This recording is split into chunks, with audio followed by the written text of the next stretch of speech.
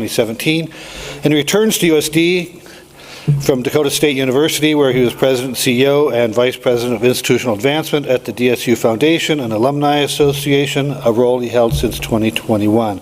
He has been busy. Schemmel holds a BA in Public Administration from SDSU. No, not that SDSU, okay? San Diego State University. Okay, I constantly get emails from there, okay? San Diego State University. As a student athlete, he played D1 and Division II baseball before beginning his professional career in the MLB, playing for the New York Mets and the San Diego Padres. Oh, of course, the Padres, old home, right? Schemmel and his wife Heidi have a son, Jameson. Please join me in welcoming John Schemmel, Athletic Director.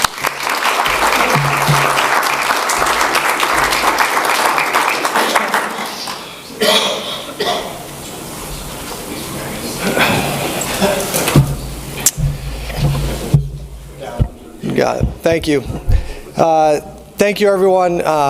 Excited to be here. Really excited to start to feel a little bit settled here in Vermillion. I got here and started January 2nd, I think. My wife and my son did not get here until May 15th or so.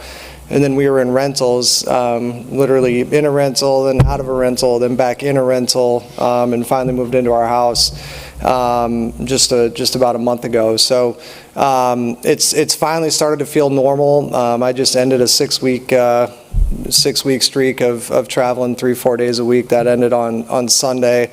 So this is kind of the first week, kind of looking ahead. I feel like I don't have any trips planned. Our next trip is a vacation for my wife and her identical twin sister's 40th birthday. So looking forward to that later in July. But inevitably something will come up. The world of college athletics right now, in case you didn't know, is a little hectic. And I think every day the rules are changing, and I mean that quite seriously. And that's going to continue. I think the next 12 months are probably going to be more chaotic than the previous 12 months, which is hard to imagine. But I think that's kind of what we're getting used to right now. I also think the end of all of this will be somewhat of a stable environment. I think we'll really know and have clear separation between the top 50, 60, 70 schools, at the very least in football, and then everybody else. Having said that, there's a lot of things going on with the new revenue share model that's really going to challenge our system and the status quo. And I think whether you're talking about conference realignment, you're talking about scholarship alignment, you're talking about Title IX, you're talking about all these different things, it's really impossible to imagine a scenario 12 to 36 months from now where we look exactly like we look right now.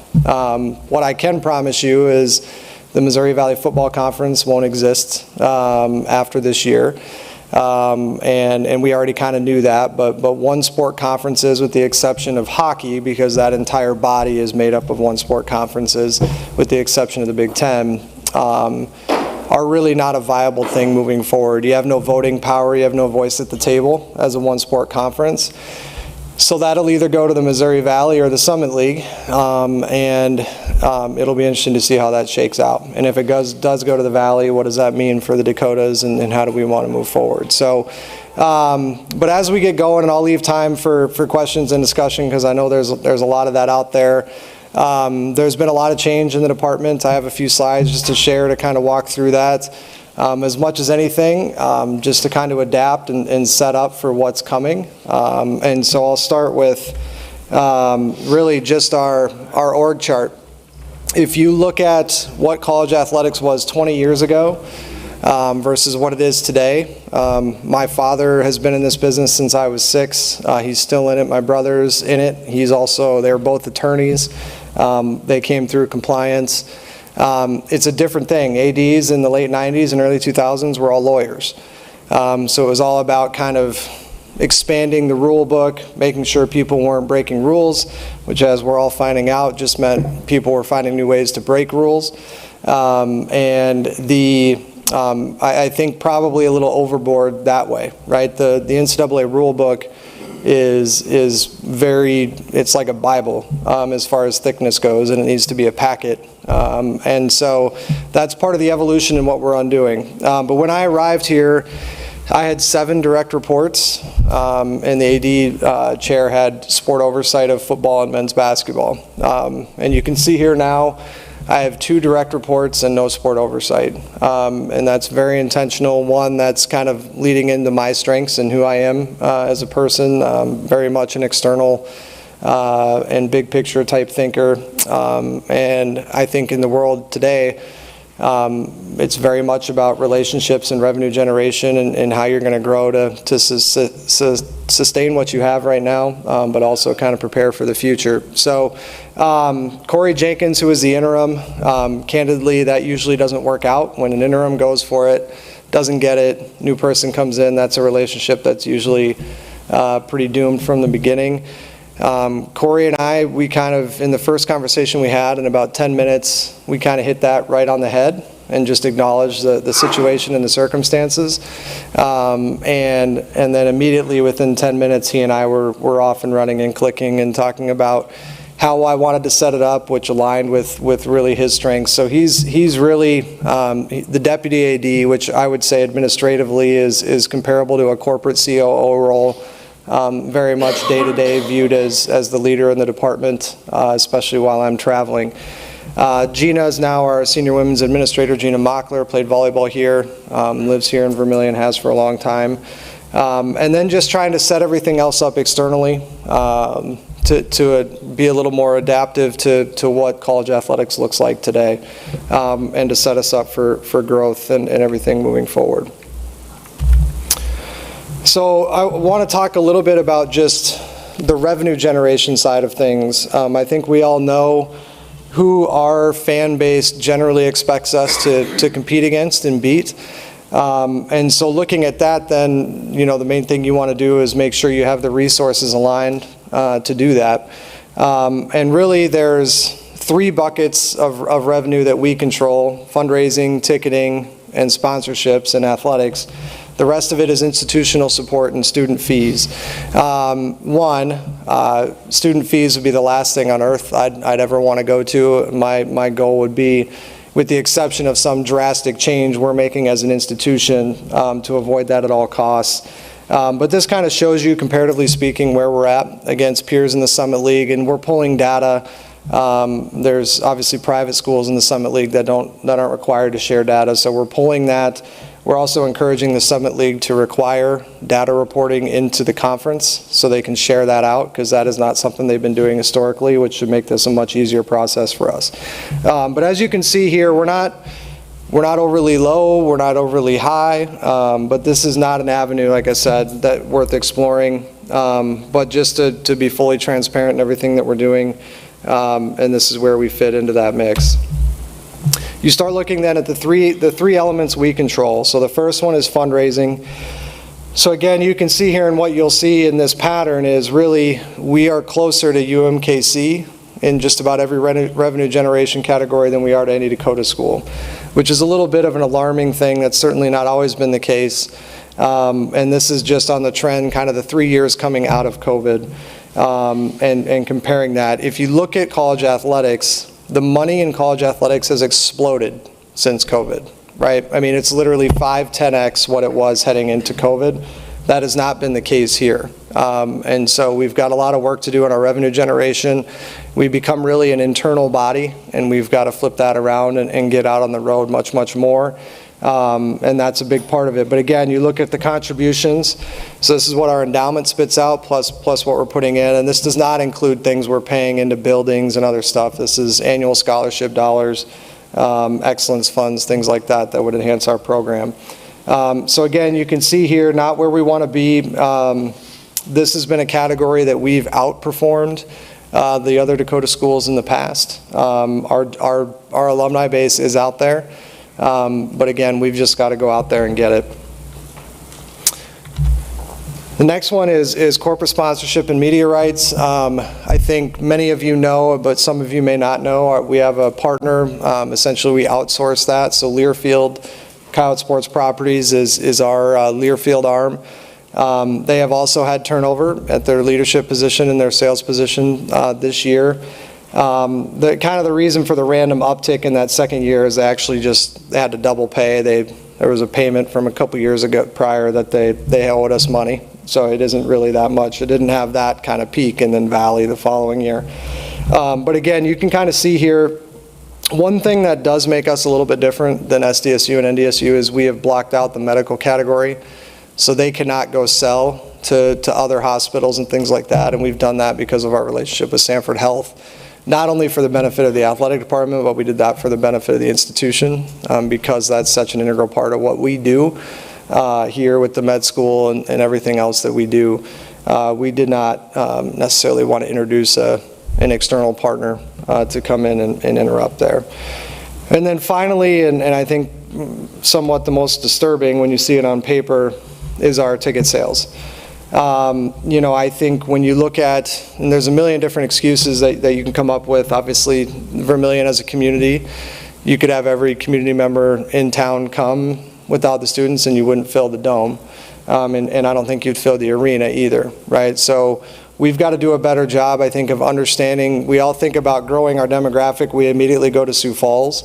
We've got to start getting better, and when we had it going here, as far as energy and fan engagement and all that kind of stuff, it was Ryan Williams, Amy Williams, Craig Smith, Bob coming in, a lot of energy. Also had people like Matt Mooney, Nicole Seacamp, Chris Strevler, and that's more and more in college athletics. Yes, the brand, the shield, all of that, but when you have engaging personalities, and that's with this whole world of NIL, that's really what it is. When you have people that people want to come watch, that stuff matters. But I think too, from a ticket sales standpoint and engagement, it isn't just us then going to Sioux Falls and Sioux City, right? We've got to do a much better job, one in Vermillion, two in Yankton, other communities, kind of Beersford in that little bubble. I keep knocking this thing, I'm a hand talker, sorry. And so we've got to just do a better job of getting out into those communities. Additionally, we've got to change our engagement model. I'm sure many of you are familiar with the Howling Pack. The Howling Pack is just an annual scholarship fund.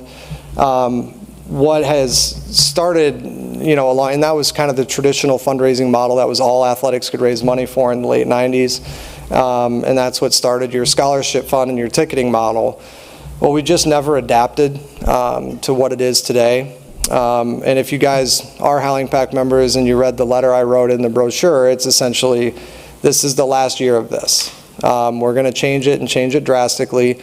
And it'll have a broader definition, so the Coyote Athletic Fund or something similar to that. But every dollar that you're supporting, whether it's buying tickets, coming to an event, building facilities, doing whatever you're doing, it'll all count. Right, so you get points for all of that as opposed to just the points that are going to this one fund. And then there'll be benefits attributed to each one of those. But it's also an easier way for us to make sure we're tracking and engaging with every single person that's supporting us and not trying to treat every dollar so differently, right? At the end of the day, a dollar is a dollar, a million's a million, and 10 million's 10 million, and everything in between. And so we want to make sure that we're recognizing people accordingly. So that's something that by this time next year we'll be fully unveiling. So you talk about what it's going to take, and there's certainly no exact science here, but these are things that were very quickly noticeable when you start to look at our budget, and not just our budget. Our budget itself isn't necessarily a huge deterrent. The scary part of it is if you start to look at the sustainability of it and what we're relying on with the institution. People always ask me, what does success look like for you in 10 years? If we had, we had a $3 million budget in 2008. Our budget for next year will be $23 million. So when I talk about 10 years out and I say we're going to have a $30, $40, $50 million budget and people say you're crazy, I would just point to the last 15 years and we've increased 15 million. I think it'd be crazier to assume we're not going to increase the same or similar amount. What we need to change is our reliability on the institution to do that, right? So right now, we're about a 60 to 65% reliability on the institution. You look around the country, that's not bad. There are many, many places in much worse scenarios than we are. Having said that, to do it in a way that everyone can feel good about, you want to be much closer to 50-50, right? So we're generating 35 to 40% of our own of our own body, which I think that might surprise some people that we're even doing that already. I think everyone assumes we're just a cost to the institution, and we're not generating much, if anything. But we are, 23 million, 35-40%, so 8-9 million a year is what we're generating and covering ourselves. But we've got to do a better job.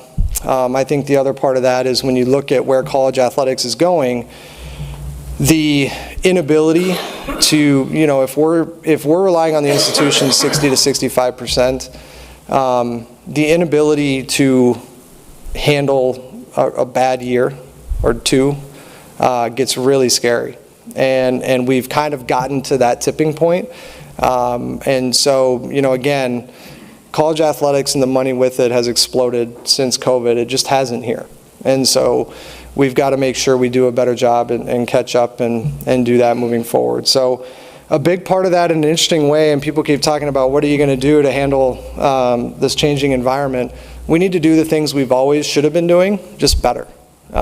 So we've got to, listen, if we get into the NIL game, we have to compete and we have to have NIL. It's legal per the NCAA. So if we don't have that opportunity, now it's just a disservice to our student athletes. And just for that reason, they'll choose not to come here. Having said that, we're not going to win an NIL battle, right, day over day. Now we can compete with SDSU, NDSU, schools like that in NIL for the most part. But we can't, if a kid is going to get paid $100,000 a year to go to Iowa, we're not going to win that anyways, right? And so it's silly to try to put ourselves in a position to compete that way, especially when it seems likely that there's going to be some kind of separation between those schools and the rest of us. Having said that, we were the only school in the Summit League last year that didn't have a collective. And that puts us in particular in men's basketball at a huge disadvantage, right? The average in the Summit League last year per roster was $5 to $10 grand per player in the Summit League in men's basketball, and we didn't even have it. And we were the only team in the league. And then you look at that a little bit further, why aren't we having the success we want in men's basketball? We're the worst funded program in the league. We're second to worst. We're 8th out of 9th, right? So right now we're kind of getting what we're putting into it. And so we've got to change that in how we invest. And ultimately, people always say, well, how do you invest and find sustainability in sports like softball and tennis? And it's winning in football and basketball, right? And that's tried and true over and over again. And even more so in what we're uncovering in the world of college athletics is it's winning in football. And so all of this shuffle, all of this conference alignment, all of this is driven by one sport and one sport alone, and that's football. And so even though we might not, and I've told all our coaches this, so I'm not saying anything you guys can't go have a conversation with a coach with, and I don't like saying it any more than anyone likes hearing it, but football and football alone will decide who we're running track with and against in the next year, 5 years, 10 years.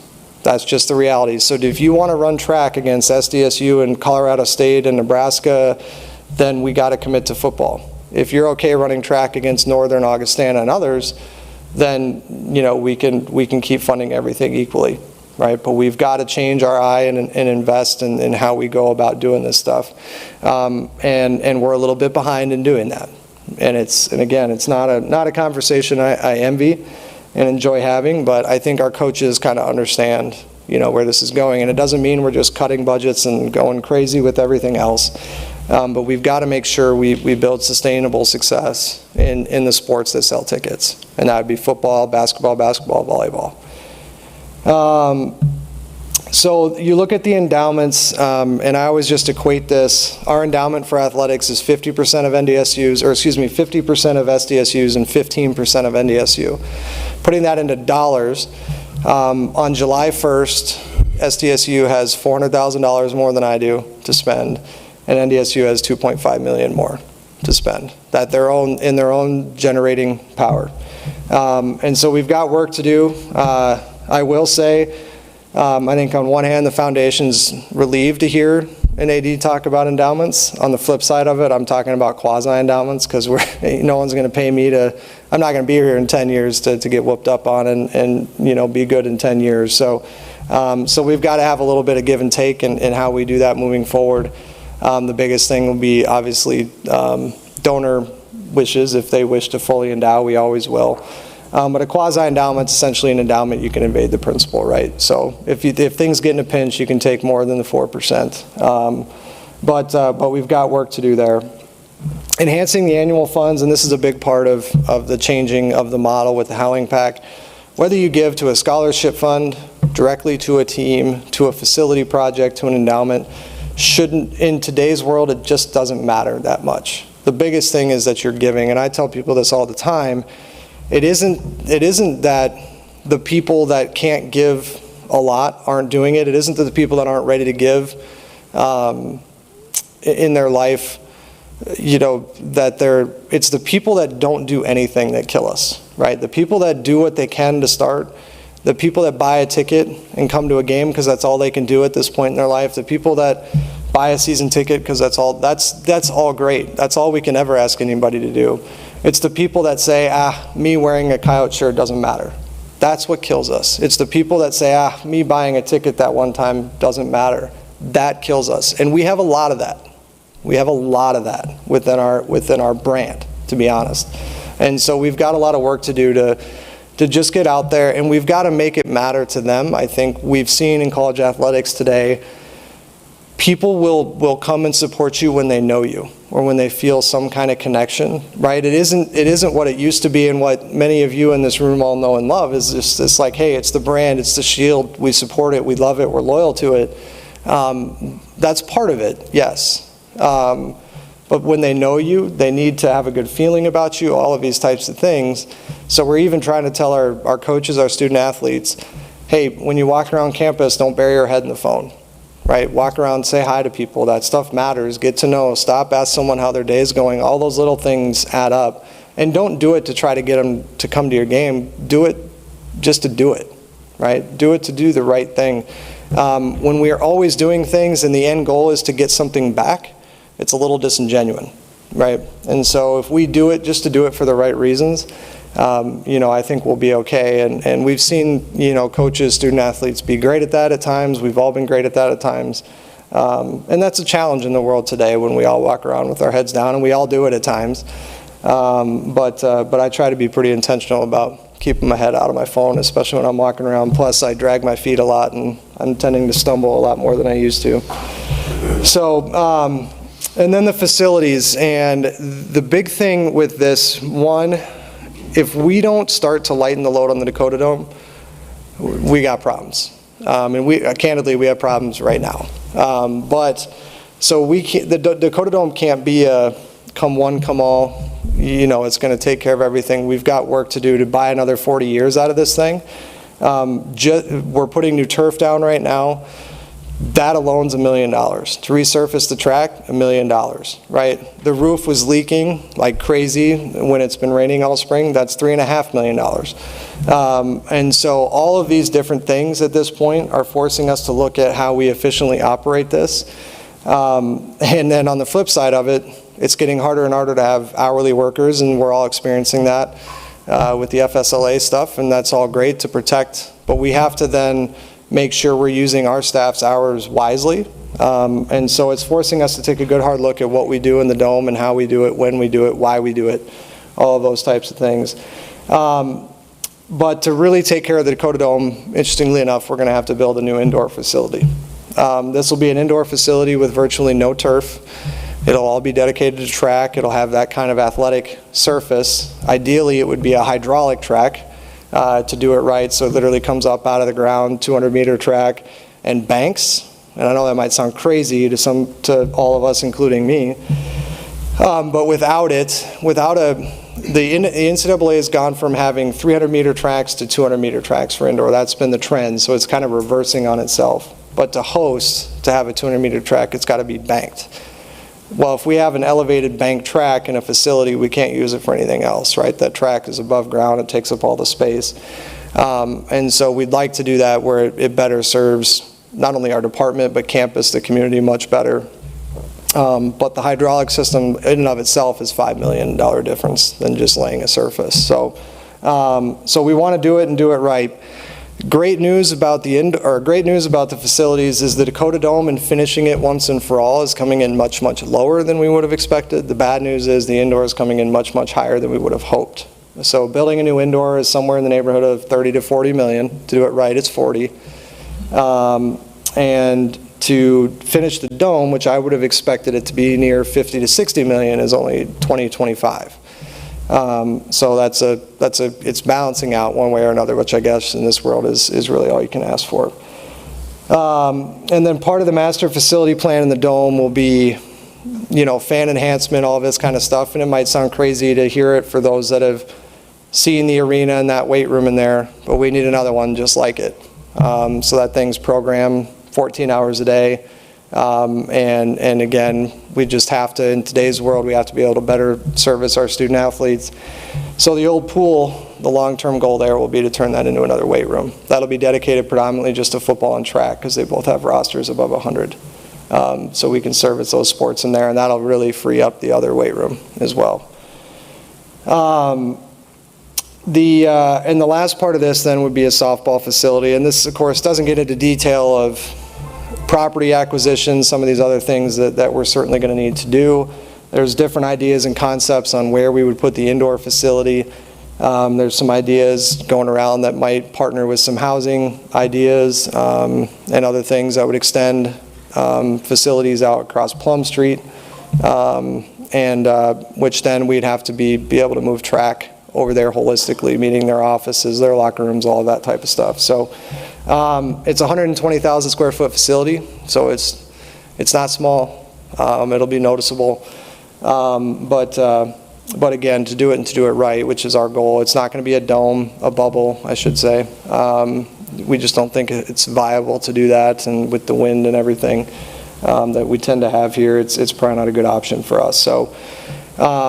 So that's kind of the overall plan on where we're going and what we're doing. And I think all of this is to, again, like I said before, we just need to do what we've always set out to do. We just need to do it a little bit better.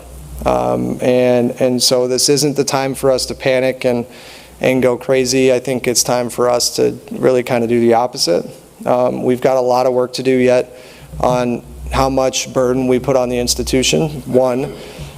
Two, we've got a lot of work to do just to make sure we're providing everything we can provide to the 476 student athletes that we have. And my commitment is to try to keep all of those sports. I will tell you, in this new world of college athletics, that's a lot harder than it sounds. And I think we're heading into an era of college athletics where you're going to see departments, Division I departments across the country cutting sports left and right. And if you thought it's been bad the last 5 years, the next 2 or 3 is going to be really different. So so that's really kind of the goal for the time being. So from that, I'll open it up to questions. NDSU has always excelled in football, probably a lot of that has to do with money, but where have they put the money specifically that's made the biggest difference? Football. No, where in football? Oh, I see what you're saying. I think it's been a little bit across the board and incrementally. One advantage and disadvantage that they have, depending on how you look at it, is they don't have a facility. They don't own that, so they don't have to pay for it, right? So you can look at it the other way. They don't own it, but they also don't have the overhead to run it. I think that's always been a big advantage for them. And because certainly the Fargo Dome treats it like it's theirs. And so what I would say, if you look directly at the budget, and this is what we're trying to do a much better job of here, is not looking at the numbers on face value, but really understanding what's the competitive advantage and disadvantage we have. Because SDSU and NDSU last year spent $4 million more each than we did on football last year. And that's just in total expenses. But what you don't know in there is what's a competitive advantage. They both bought games as opposed to going and get bought, right? That's $1 million difference right there, right? So they paid teams to come play them as opposed to getting paid to go play somebody else. So they paid $400,000 or $500,000 to host. We got paid $500,000 to go play Missouri. So that's $1 million swing. Is that really a competitive advantage or disadvantage? No. And so staffing has been one, for sure. And it's very clear if you look line by line, every single coach that they have is $10,000 to $20,000 higher than we are, but also $10,000 to $20,000 higher than the rest of the league. And it isn't necessarily just the talent you can get, which obviously is a big, they tried to pluck 3 of our assistants this year. And they try to do that every year. And so they try to take the best of everyone's staff because they can pay the highest of any line in FCS and go get them. But it's also led to a lot of sustainability for them, right? But I think if you look long-term, you look at the success that that program has had and now what they've had in Brookings, the sustainability has come from within, right? So their farm system of talent and retention with coaching has been within, right? This is the first time NDSU has gone outside to hire anybody, but it was still one of their own. It was Craig Bowles. You know, I mean, he was on their staff before he went to Wyoming, but this is literally the first time they've ever not hired one of their own coordinators. And so that farm system, but then I think it's other things where you look at the little incremental differences.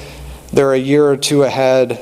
You know, we have training table 4 days a week. They have 6 in the summer, right? And people might roll their eyes and say, well, that's ridiculous. Well, what did you eat when you were 18 and 19 when you weren't monitored, right?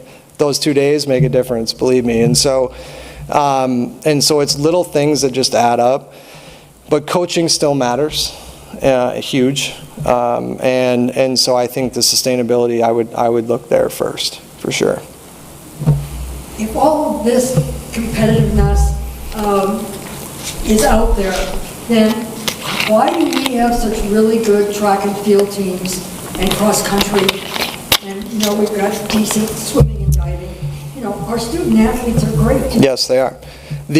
So again, kind of understanding, because I completely agree with you in that, right? So if you look historically how we've funded our programs here, the two, and again, not looking at it from how are we funded versus Purdue, or how are we funded alone versus North Dakota State? How are we funded in the entire Missouri Valley in football?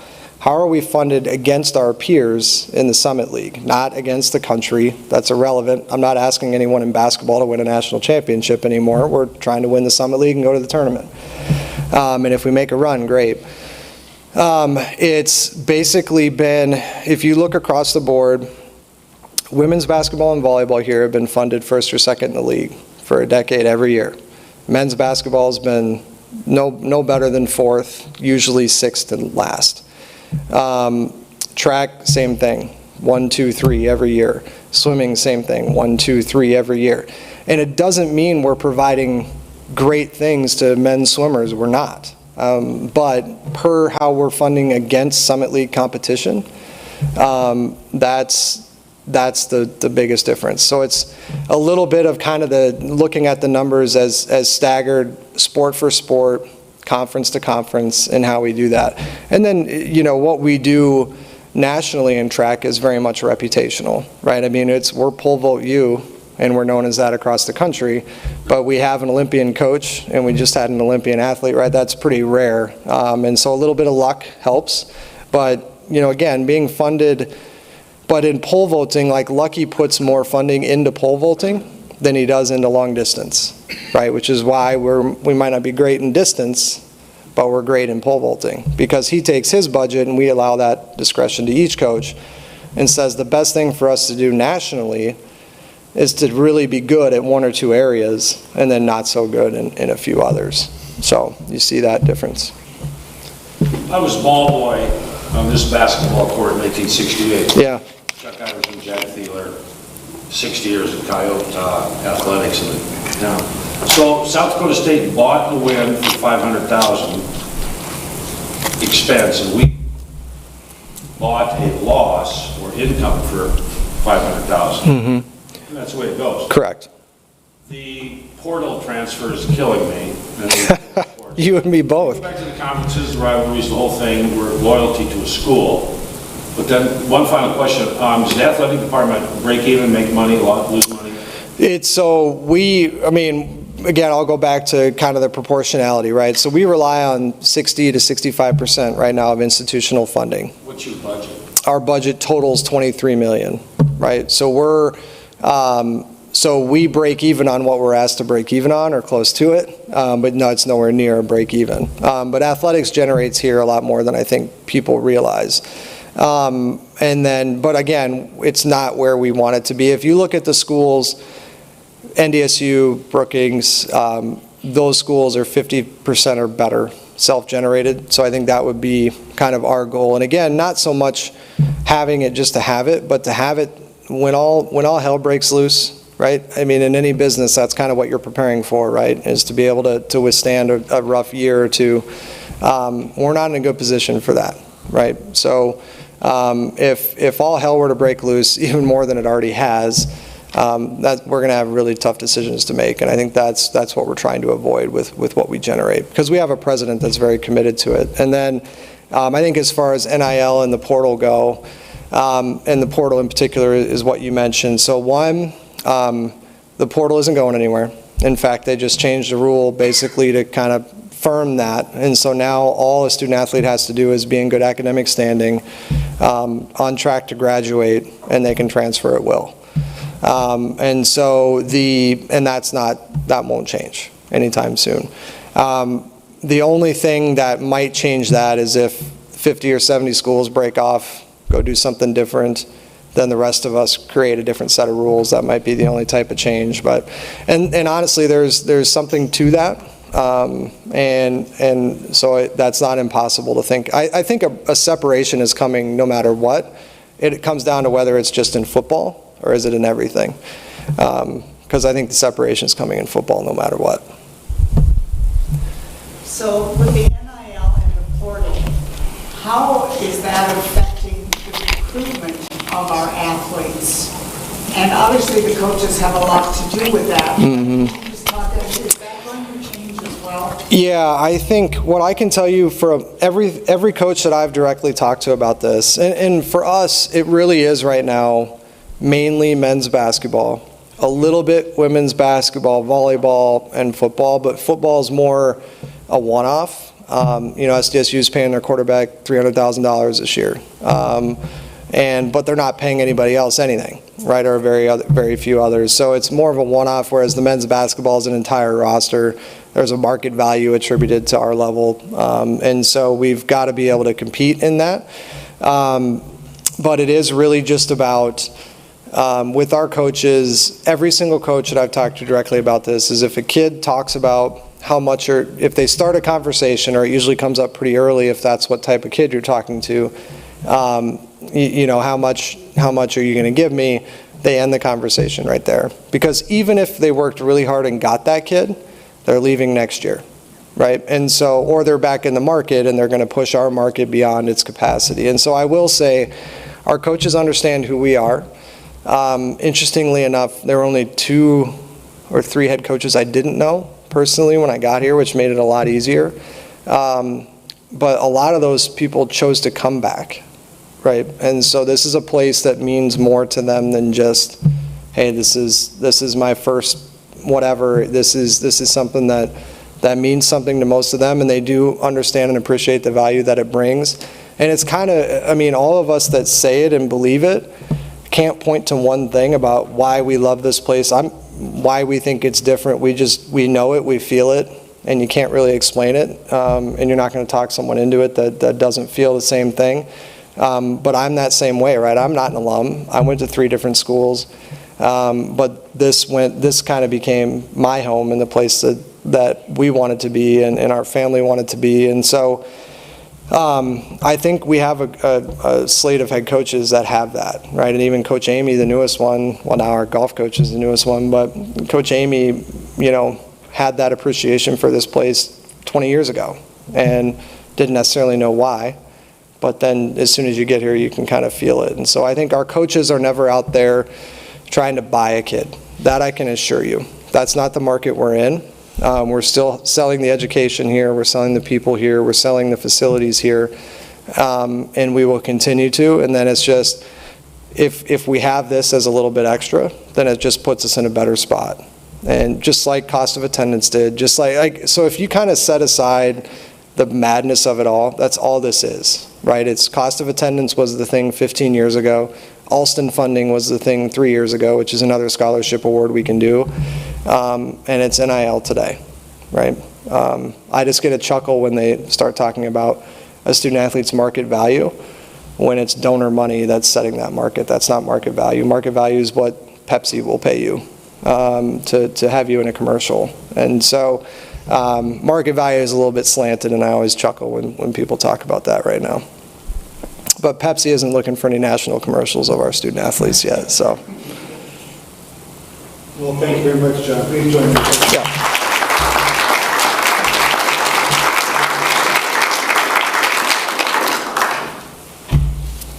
Well, John's job reminds me of that old Chinese curse, may you live in interesting times.